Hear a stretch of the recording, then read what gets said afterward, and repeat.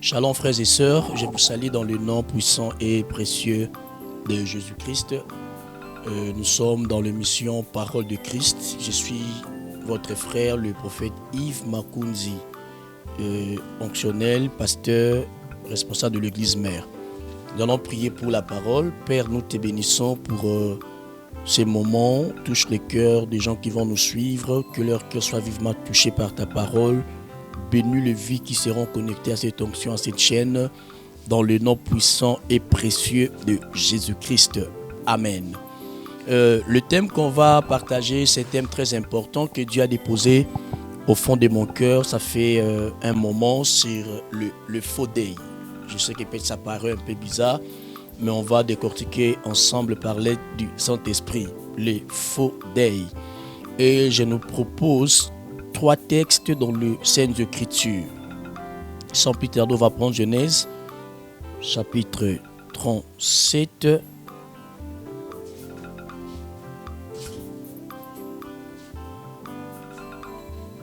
Genèse, chapitre 37, versets 27 à 36.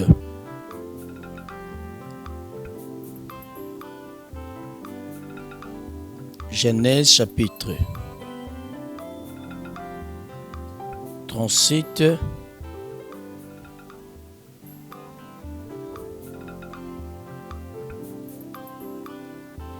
Genèse chapitre 37, je m'excuse.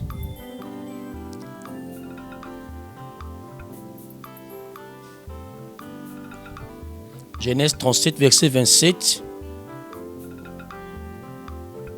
Verset 27 à 36. Je lis au nom de Jésus. Venez, vendons-les aux Ismaélites et mettons par la main sur lui, car il est notre frère, notre cher, et ses frères l'écoutèrent. Au passage des marchands madianites, ils tuèrent et firent remonter Joseph hors de la citerne, et ils les vendit pour 20 cycles d'argent aux Ismaélites qui l'amenèrent en Égypte. Ribert revint la citerne, et voici Joseph n'était plus dans la citerne. Il déchira ses vêtements,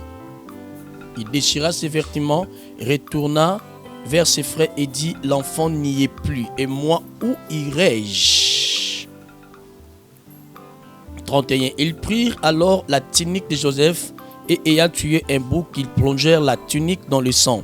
Ils envoyèrent à leur père la tunique de plusieurs couleurs, en lui faisant dire, voici ce que nous avons trouvé, reconnais si c'est la tunique de ton fils, ou non. Ils envoyèrent à leur père, comme j'avais dit, la tunique de plusieurs couleurs, voici ce que nous avons trouvé, reconnais si c'est la tunique de ton fils ou non. Joseph reconnut et dit, c'est la tunique de mon fils, une bête féroce l'a dévoré. Joseph a été mis en pièces. Il déchira ses vêtements, il mit un sac sur ses reins. Il porta longtemps le deuil de son fils. Tous ses fils et toutes ses filles vinrent pour les consoler, mais il ne voulut recevoir aucune consolation. Il disait, c'est en pleurant que je descendrai vers mon fils au séjour des morts. Et il plairait son fils. Les Madianites les vendirent en Égypte à Potiphar, l'officier de Pharaon. Parole du Seigneur. Samuel 9, verset 27. Quand il fit descendre à l'extrémité de la ville, Samuel dit à Saül, dis à ton serviteur de passer devant nous. Et le serviteur passa devant. Arrête-toi maintenant, reprit Samuel, et je te ferai entendre la parole. On va prendre encore 1 Samuel 10. 1 Samuel 10, verset 1er à D. Samuel prit une fiole d'huile, il répandit sur la tête de Saül et le baissa et dit, l'Éternel n'était-il pas loin pour que tu sois le chef de son héritage? Le chef de son héritage, aujourd'hui après m'avoir quitté, tu trouveras des hommes près du sépulcre de Rachel. sur la frontière de Benjamin à Tselsach. Ils te diront les ânesses que tu es allé chercher sont retrouvées et voici ton père ne pense plus aux ânesses, mais il en est peine de vous et dit que je dois faire au sujet de mon fils. Parole du Seigneur. Frères et sœurs, notre thème, Faudrait, si on peut définir tout simplement un deuil. Si on peut dire c'est quoi un deuil? Un deuil, c'est la douleur, c'est l'affliction éprouvée à la suite du décès de quelqu'un. État de celui qui l'éprouve ou l'état de celui qui est éprouvé de quelqu'un. Et là où nous venons de lire, c'est un thème très important que la Bible est en train de nous parler sur Joseph. Joseph, il était fils d'un prophète qu'on appelle au nom de Jacob. Joseph était fils de Rachel, où son frère était Benjamin. Vous allez comprendre ensemble avec moi. Et cet homme, il avait la grâce, il avait la capacité de voir les songes. Il était aussi un prophète, il voyait des songes et les choses se réalisaient. Il y avait un jour, son père lui envoya dans la brousse pour aller voir ses frères. Comment ses frères se comportent pour lui amener la nouvelle. Mais cet homme, Joseph, pendant qu'il y allait, la Bible dit qu'il est arrivé à l'endroit où ses frères étaient là. Son frère, l'envie de lui, a commencé à se comploter contre lui. Voilà, le faiseur des songes arrive.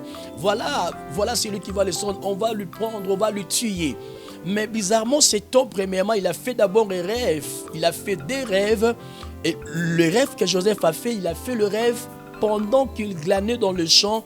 Le gerbe de ses frères se prosternait devant sa gerbe. Il est allé parler à son père, Jacob. Son père lui dira, ça veut dire que nous allons prosterner devant toi. Mais son père avait oublié que pendant qu'il parlait, il est en train d'interpréter le rêve ou la vision de son fils.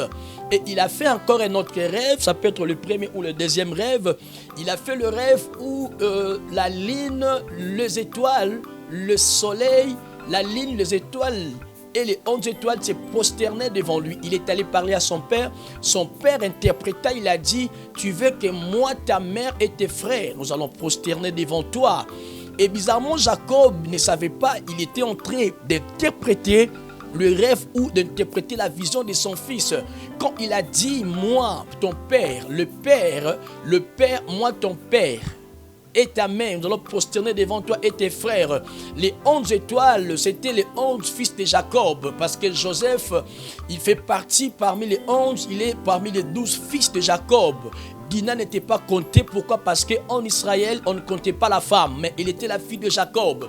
Mais Jacob a dit, nous allons prosterner devant toi, pourquoi? Parce que la lune, c'est la maman, le soleil, c'est le père. Or, pour que la lune puisse donner la lumière la nuit, il faut que pendant la journée, la lune accumule la lumière qui sort du soleil, afin que lorsqu'elle emmagasine le soir, elle est capable d'exprimer ou de faire luire la maison ou la planète Terre. Alléluia. Et c'est par là qu'on comprend que le soleil, c'est Jacob, qui est Dieu, qui est le Dieu. Il lui-même a dit, je suis la lumière du monde, celui qui me suit ne marchera pas dans l'obscurité, mais il aura la lumière de la vie. Frères et sœurs, je ne suis pas là. Et pendant que cet homme, il est allé, ses frères l'ont pris, ils sont concertés entre eux. Nous allons le prendre et on va le tuer. Comment le fils de notre Père, on peut lui prendre pour le tuer? Gloire à Jésus. Comment celui qui est notre sang, on peut lui prendre pour lui faire du mal? Et Joseph a accepté. On a pris, le Ribin a dit, le grand frère aîné, non, on ne peut pas prendre le fils de notre Père, qui est notre Père, pour lui faire du mal. Vendons-les aux Ismaélites, aux Madianites. Ils l'ont pris. Joseph a été vendu aux Ismaélites. Et dans l'air, toute la Bible a dit le marchand. Or, le marchand, ce sont des gens qui achètent et qui vendent. C'est-à-dire, Joseph, il était l'un des marchandises où il était là pour être vendu acheter et vendre. Et il a été vendu par un officier du grand roi qu'on appelait Pharaon. À ne pas oublier, Pharaon, c'était un titre honorifique qu'on donnait au roi qui succédait au trône en Israël, en Égypte. Et bizarrement, pendant qu'il s'est concerté entre eux, et l'un a pris l'idée, on va prendre un animal féroce, on va le tuer et on va prendre le sang, on va mettre sur son corps. Et quand sur les habits, quand notre père le verra, il va croire que Joseph ne plie les morts. Le Saint-Écriture stipule pendant qu'on a amené, on amène les habits chez son père Jacob. Jacob a vu la tunique de plusieurs couleurs qui a été conçue pour la tunique de plusieurs couleurs qui a été conçue pour son fils avec le gréement du sang. Il s'est dit réellement Joseph ne plie. Je veux faire un deuil. Je veux pleurer mon fils. Écoute-moi. La chose devient la chose lorsque dans ta conception tu crois à l'information. Frères et sœurs, le virus sida devient sida si toi tu crois à la première information. Ça c'est le sida, ça c'est le paludisme, ça c'est le corona qui arrive dans mon corps. Directement, tu sais, derrière chaque information, il y a un esprit. Et derrière un esprit, il y a un mandat. J'annonce à quelqu'un au nom de Jésus-Christ, les informations que tu as reçues, les mauvaises informations, ça ne te tuera pas. Si tu crois à cela, tant pis, mais si tu ne crois pas à cela, ne te tuera pas. Frères et sœurs, il est important de savoir que dans la vie, il y a des informations qui nous amènent la vie, il y a des informations qui nous amènent la mort. Joseph a cru à quelque chose qu'il n'a jamais vu. Il a cru à une information qu'il n'a jamais entendue avec l'oreille spirituelle. Voilà pourquoi le Saint-Écriture dit Dieu m'a parlé une fois, mais moi j'ai entendu deux fois. Celui qui est prophétique doit avoir les oreilles de comprendre les choses autrement. Le monde des ténèbres nous dirige aujourd'hui. Le monde des ténèbres nous combat aujourd'hui suite à une information. Si tu crois à une information comme elle se doit sans vérifier, sache que celle-ci s'attachera à ta vie. La Bible dit, ce que je crains, c'est ce qui m'arrive. Ce que je redoute, c'est ce qui m'atteint.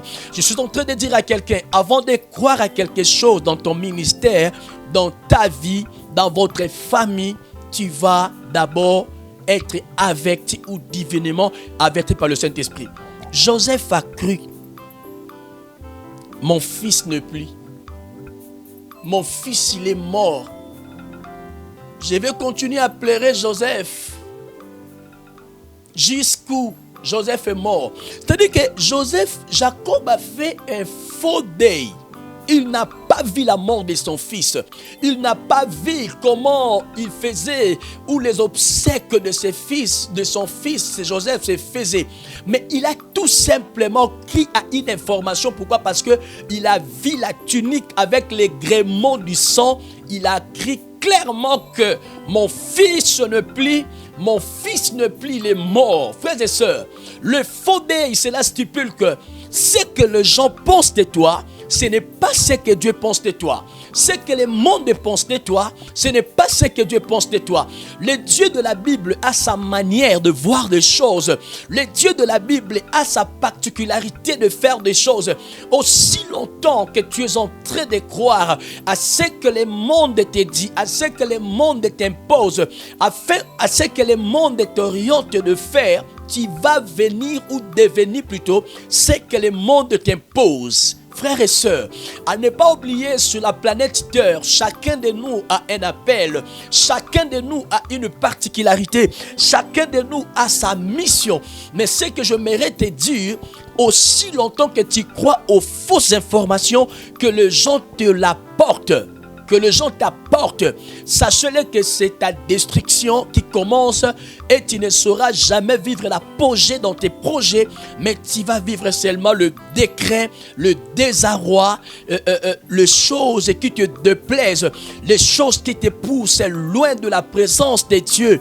Pourquoi? Parce que derrière l'information, il y a une vie où il y a la mort. Jacob a cru à l'information que son fils ne plie. Or, Joseph, il était vivant en Égypte. Jacob ne plaire pas. Des fois, tu penses que comme Joseph ne plie, ma vie a pris fin. Des fois, tu penses que comme Joseph peut être ton père biologique, Joseph peut être ta mère, Joseph peut être ton entreprise que tu l'as perdu, Joseph peut être ton travail que tu l'as perdu, Joseph peut être je ne sais pas quoi moi, mais aussi longtemps que tu es en vie, tu dois croire que Joseph vit encore en Égypte. Joseph n'est pas mort. Le faux deuil, c'est lorsque tu crois, on te dit qu'avec notre nation, le travail est difficile. Tu ne sauras pas travailler. Écoute-moi, tu vas travailler parce que tu dois répondre à la personne. Je ne peux pas faire le deuil par rapport à la chose que je n'ai jamais vue. Je ne peux pas faire le deuil par rapport à la chose que je n'ai jamais cru. Je dois croire à ce que je vois, même si à ce que je ne vois pas spirituellement. Mais les informations que mes ennemis ou mes détracteurs me l'apportent, je ne peux pas croire parce que je crois, je dépends de la pendule de Dieu. Jacob a cru à une information sans avoir vu son fils mort. Il a dit c'est fini pour moi. Joseph est mort. Joseph ne plus. Jacob aimait Joseph plus que Ruben. Jacob aimait Joseph plus que Lévi. Jacob aimait Joseph plus que Benjamin. Je ne sais pas, mais pourquoi? Parce qu'il avait la tunique de plusieurs couleurs. Il a fait un faux deuil sans qu'il puisse savoir ou apprendre correctement. Est-ce que l'information que mes enfants viennent de me donner tout à l'heure là, est-ce que réellement mon fils est mort? Alléluia. Frères et sœurs, la vie est faite des informations. Ta réussite dépend d'une information. Ici quelque part, ce que tu as su a un pouvoir. Ce que tu as su a une capacité. Ce que tu as su peut jouer un rôle de part et d'autre dans ta vie. Pourquoi? Parce que Dieu a créé même le monde par l'information. Il est écrit, faisons l'homme à notre image et selon notre ressemblance. Étant les concepteurs de l'humanité, avant que la vision se matérialise, il s'est dit, faisons l'homme à notre image. C'est-à-dire que le monde, au début, il y avait une information que Dieu avait dans sa conception de concevoir l'humanité. Joseph a crié une information, nous allons vers la fin, qu'il n'a jamais vue, mais il a seulement entendu et envoyé la tunique. Mon fils est mort. Écoute-moi, tu n'as pas encore échoué aussi longtemps. Dieu n'a pas encore dit le dernier mot. Ta vie n'est pas entre les mains de médecins. Ta vie n'est pas entre les mains de ceux qui te combattent. Ta vie n'est pas entre les mains de gens qui te combattent dans ta belle famille. Ta vie n'est pas entre les mains de partenaires qui soutenaient ton ministère, qui ne le font plus. Ta vie, le dernier mot de ta vie, frères et sœurs, c'est entre les mains de Dieu. Pourquoi tu fais le faux deuil? Pourquoi tu te lamentes pour ta vie? Tu es en train de faire quelque chose comme un deuil sans avoir comprendre qui est l'auteur de mon existence sur la terre des vivants. Le faux deuil, c'est lorsque les gens pensent que réellement tu as fini ta course. Réellement pour toi, on ne peut pas parler de toi. C'est au moment où toi, tu te dis, oh moi c'est fini, je vais partir. Je connais une femme, elle a dit aussi la même chose. Je suis en train de préparer les gâteaux, j'ai seulement une poignée de farine. Moi et mon fils, on va manger et nous serons mourir parce que la mort est devant nous. Mais quand Dieu a envoyé son prophète, c'était ces jours-là où le faux deuil de cette femme a perdu la place. Je dis à quelqu'un, de foi dans ton faux deuil, il y a un Élie que Dieu prépare, un prophète Élie, peut être un homme, une femme, un petit ou une fille, un garçon ou une sœur, pour venir changer ta vie. Récupère ton rêve, toi qui as perdu les rêves. Des fois, tu te disais que moi, si mon père est vivant, je vais continuer mes études jusqu'à la licence. Je vais faire mes études jusqu'au doctorat. Aujourd'hui, mon père ne plie. Aujourd'hui, mon père est mort. Ma vision est enterrée. Des fois, tu disais, si mon grand frère qui travaillait quelque part là, il était vivant, mais aujourd'hui, je ne serai plus là où je suis. Mais comme je n'ai personne, je me sens bloqué. Écoute-moi. L'auteur principal de ton existence, c'est Yahweh. C'est lui qui a le dernier mot par rapport à cette maladie-là. Ne te fais pas un deuil que Dieu n'a pas déclaré un deuil. Je me souviens des noms là où nous venons de lire sur 1 Samuel là, au nom de Samuel, qui Saül, fils de Kis. Kis, il était un homme de valeur. Il était un homme qui avait beaucoup de moyens. Il a perdu les ânesses. Il envoya son fils, Saül. Saül, les Saintes Écritures disent, il était beau et il était vraiment beau. Je disais à quelqu'un, lorsque la Bible parle de celui-là qui était beau, c'est qu'au temps de la Bible, il y avait aussi des vilains. Alléluia. Et cet homme envoya son fils avec le serviteur d'aller chercher les ânesses. Il est allé chercher les ânesses de son père et après les 3 jours, ils ne sont pas encore de retour. Son père envoya quelqu'un pour leur dire l'information que les ânesses que vous étiez partis chercher, ils sont de retour. La Bible dit, la personne a dit, vous devez rentrer parce que ton père, son cœur n'est plus aux ânesses. Son cœur maintenant a commencé à faire un deuil. Il a commencé à raisonner par rapport à toi, vous devez rentrer. Pourquoi? Parce que Saül a cru, oui, à une information, merci Saint-Esprit, que lui-même, son père, Kis, il a cru que peut-être Saül est mort, peut-être mon fils ne plie, peut-être mon fils est parti où, peut-être mon fils a été tué par un animal féroce. Pourquoi? Parce qu'il a vu les ânesses, mais la personne qui était chercher les ânesses n'est pas de retour. Écoute-moi, toute information que le monde des ténèbres a sémé en toi pour détruire ta destinée, je le brise au nom de Jésus-Christ. Toute information que le diable a sémé en toi pour t'empêcher de ne pas évoluer, que cela soit brûlé au nom de Jésus. Je prie Dieu ce matin ou ce soir, ça dépend de l'heure auquel tu vas me suivre, l'information que le monde des ténèbres a cherché à sémer en toi, au nom de Jésus-Christ, que cela quitte ton cœur, parce que ton cœur, ton corps est le temple de Dieu.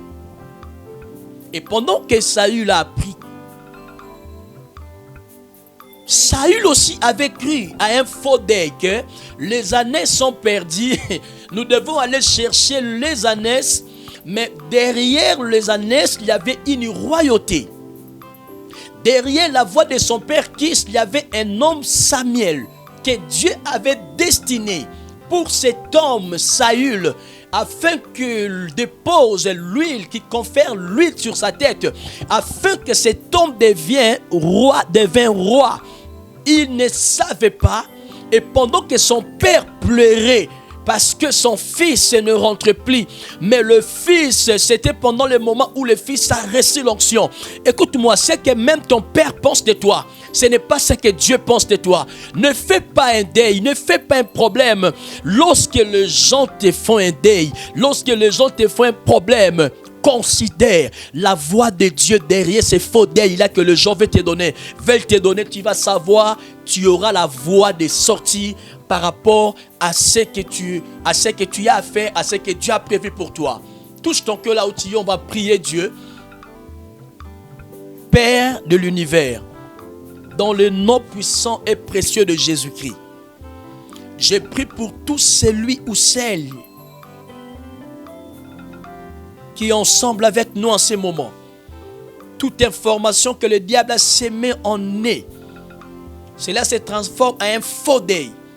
De croire à la chose que Dieu n'a pas déclarée pour lui, afin de chouer, que cela soit brisé au nom de Jésus. Père, sème en nez le cœur